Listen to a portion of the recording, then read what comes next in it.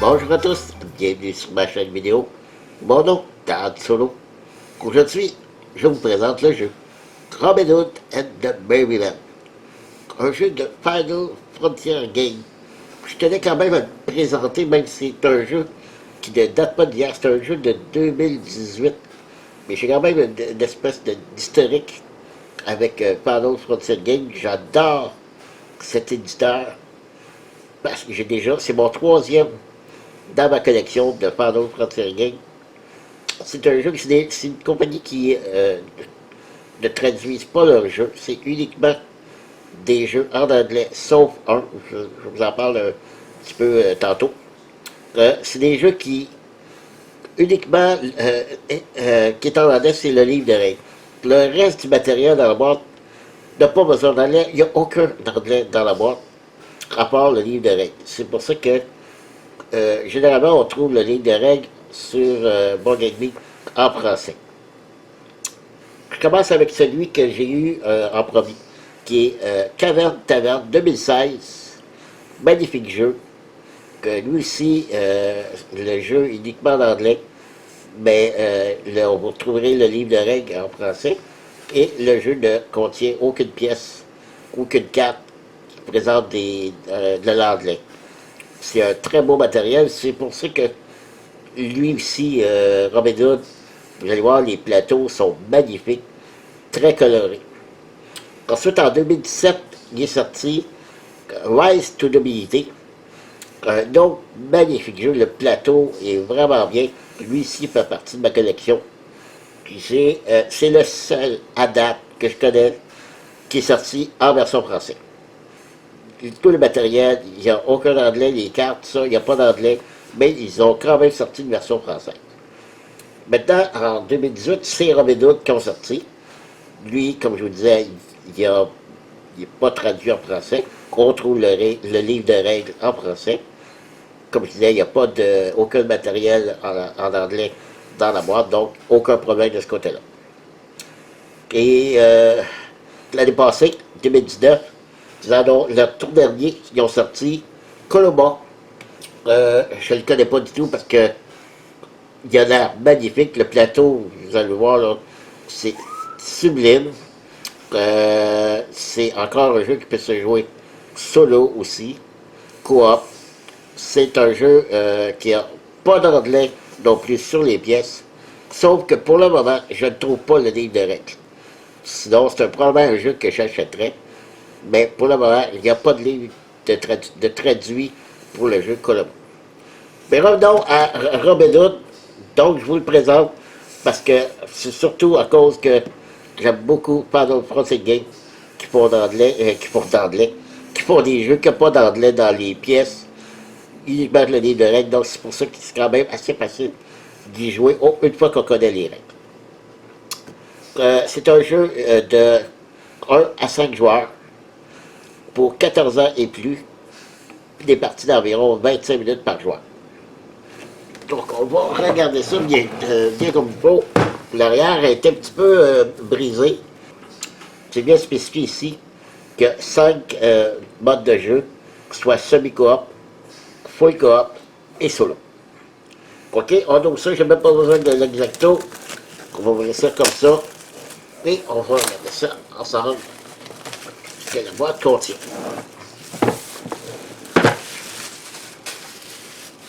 Tout comme leur jeu, leur prédécesseur, vous allez voir, le plateau il est magnifique. C'est ce que j'aime de l'éditeur. Ben, je dis l'éditeur, en fait, c'est pas eux qui le font, mais les concepteurs, je crois que ce sont les mêmes qui Ivana, qui est Wojciech Kretiski, Tony Toszkowski, Majan Matowska et Martin Poole. Je sais que c'est eux qui ont fait aussi Caverne Taverne et Rise to Dominity.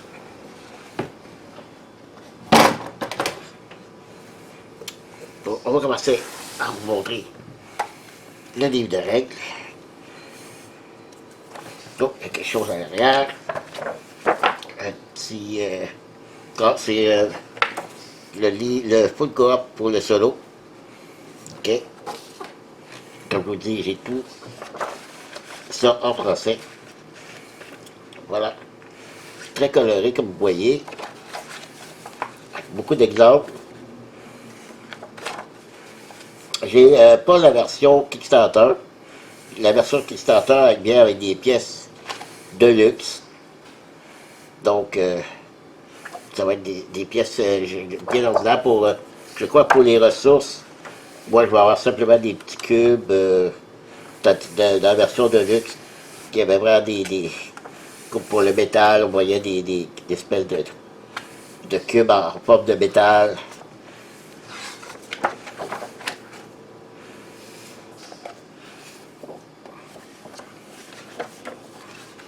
Explication des tuiles. Contient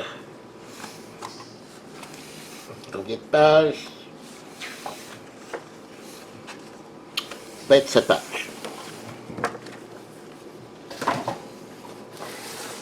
Ensuite, on a des aides de jeu. Ici, c'est-à-dire, ça c'est la règle pour le coop, le solo. Ici, on a des aides de jeu. OK? Ben, je vais vous montrer que j'ai déjà imprimé l'aide de jeu qui a été traduit et que j'ai plastifié. Donc, c'est à peu près la même grosseur. Super. Donc, il y en a 4 aides de jeu comme ça. Ensuite, on a les plateaux de joueurs. Je suppose d'avoir 5, pas 4, 5, oui.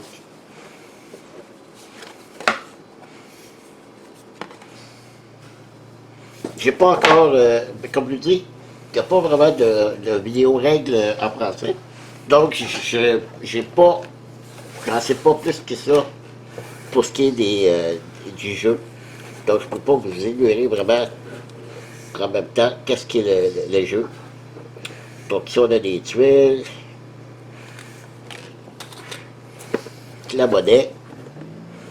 C'est pas un carton très épais. C'est, je dirais quand même assez mince.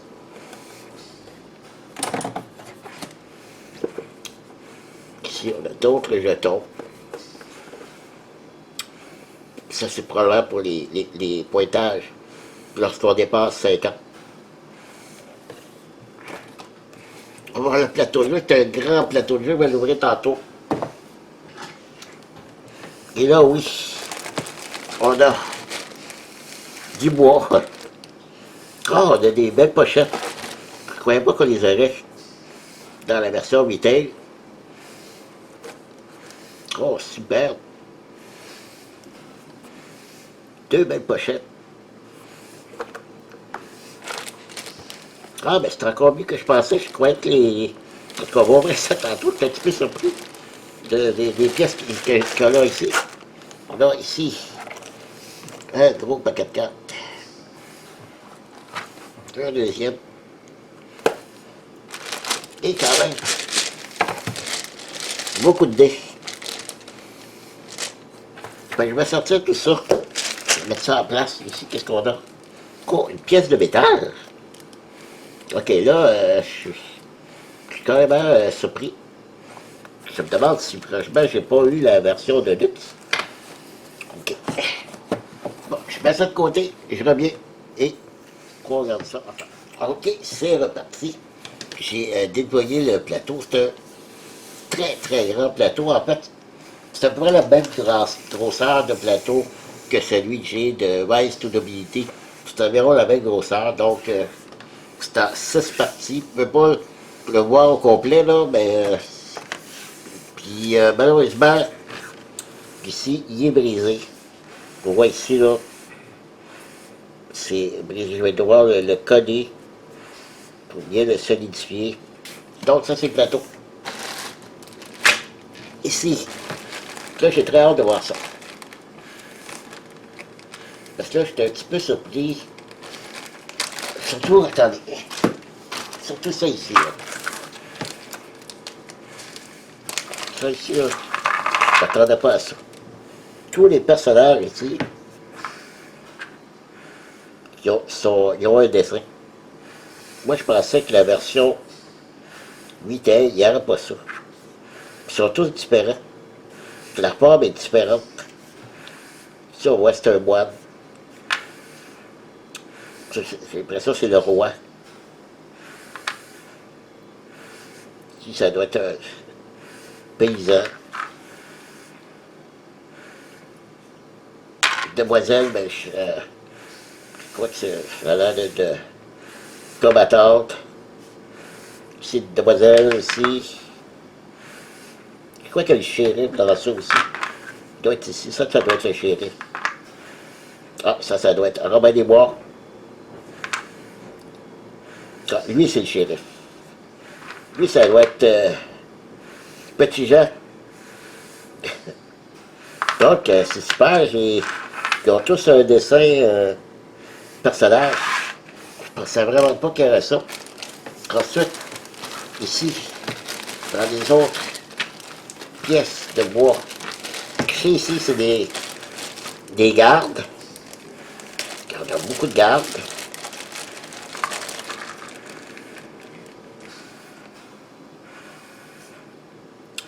Ils sont tous pareils. Eux, ils vont venir encombrer les routes pour pouvoir se débarrasser des gardes. Ah non, là, écoutez, là, je suis vraiment surpris. Je croyais, j'avais lu quelque part, c'était des types qu'on avait. Mais là, je m'aperçois, c'est pas ça du tout.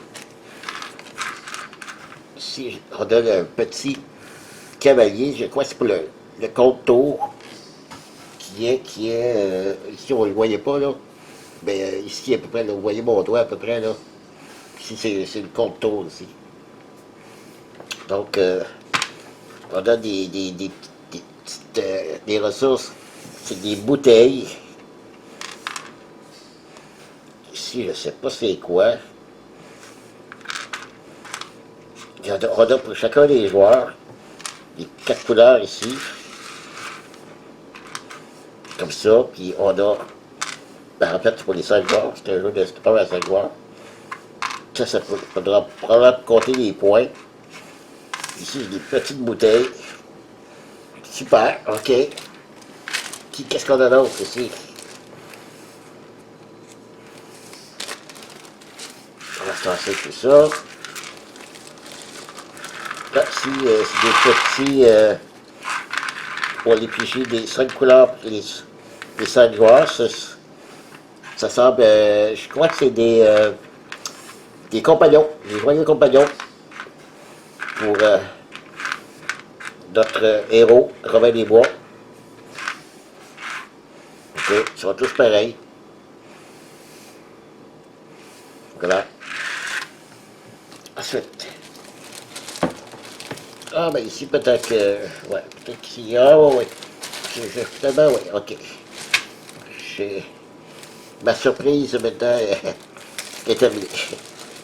Bon, ici, on a encore une fois pour chacun des joueurs. On retrouve des couleurs. Ici, on a des petits bâtonnets et des petits. Où ça colle ici? Des petites rondelles. Des 5 couleurs. Ici, bon, comme j'ai dit tantôt, j'avais raison. Finalement, on retrouve pour les ressources des petits cubes. Genre le brun, qui probablement le bois. Ici, le gris, le noir plutôt, le métal, je ne sais pas, et le blanc, qui représente une autre couleur, une autre ressource, je ne sais pas. Donc, voilà, c'est ça que je pensais.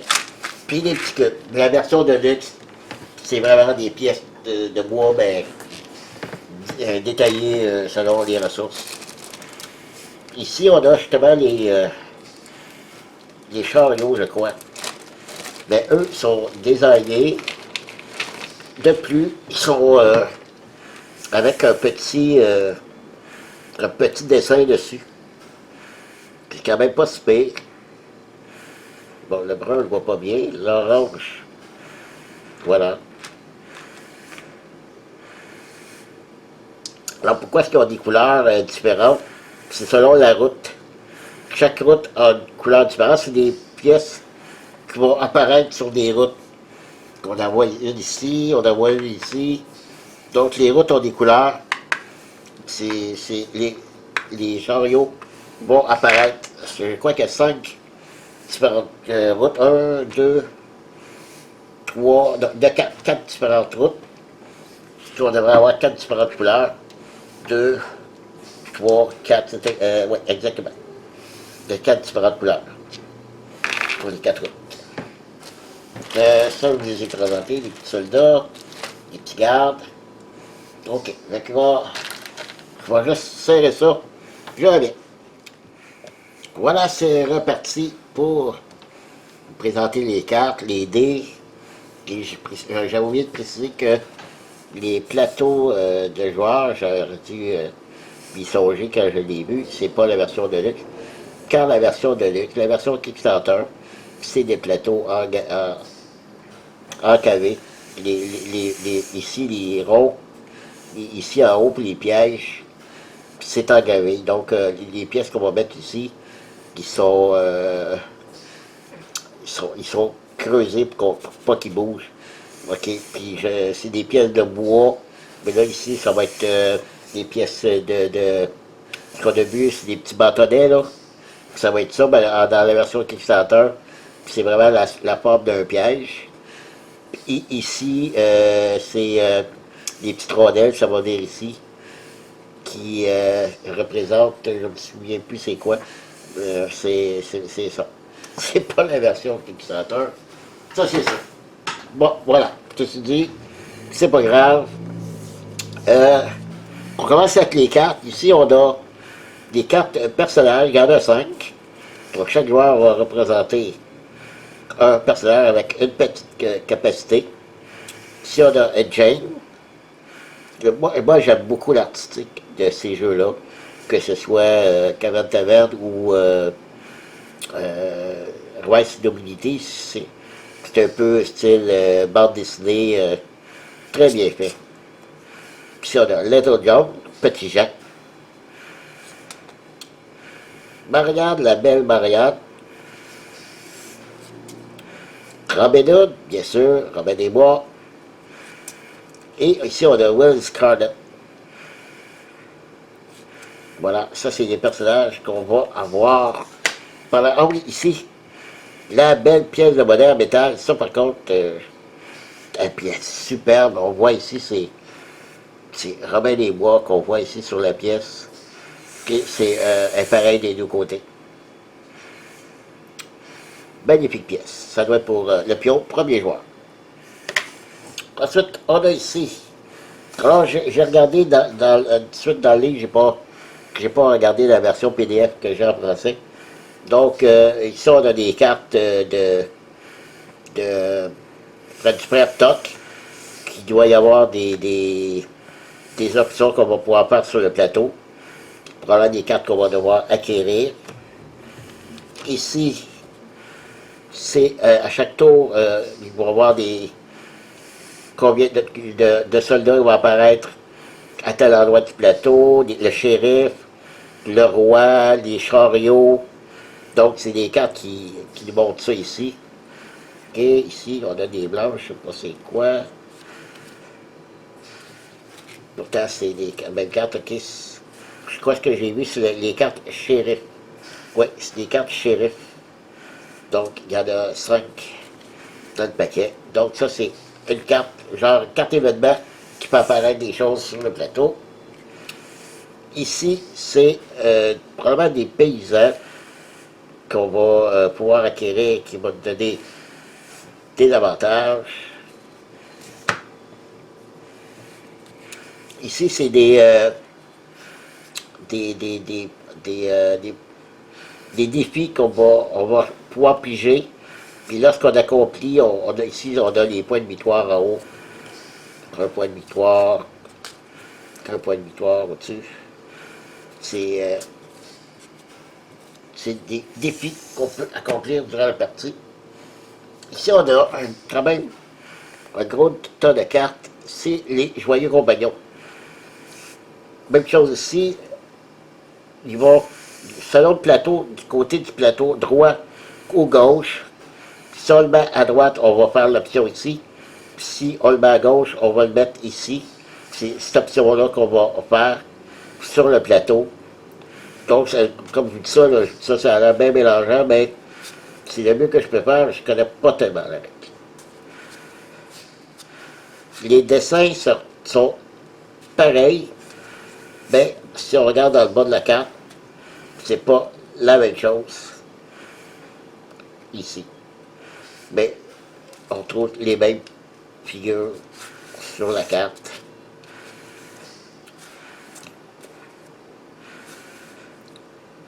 Encore une fois, les cartes sont magnifiques. J'aime beaucoup l'artistique de ces cartes-là.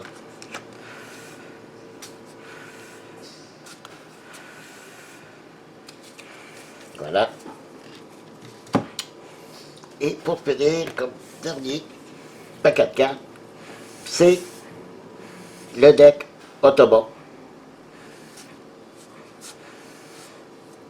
Il y a 20 cartes Autobot pour le solo. Voilà. Il nous reste à me présenter les dés.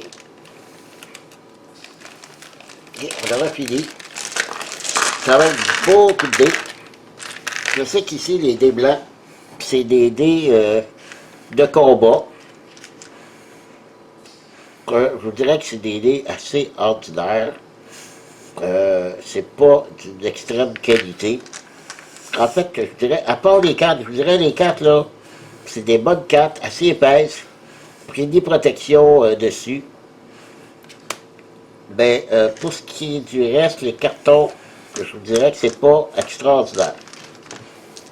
Je trouve les dés, c'est assez ordinaire. Je trouve que ça fait, je sais pas, blanc comme ça, les noirs. Sont engravés dans le plastique, c'est pas un collant. Ben, je sais pas, la couleur... en fait, la couleur va avec les différentes routes. Hein. On a le rose, le vert, le brun et le orange. Donc, c'est la même chose pour les 4 routes, qui vont probablement des dés qui vont aller selon la route où on va pouvoir lancer les dés à cet endroit-là, précisément. Et les dés, je sais qu'il faut les acquérir, on les a pas au début. Alors voilà, c'était la présentation de Robin Hood de Merryman. Voilà, merci de m'avoir suivi. Et comme à l'habitude, je vous dis à la prochaine. Bye bye.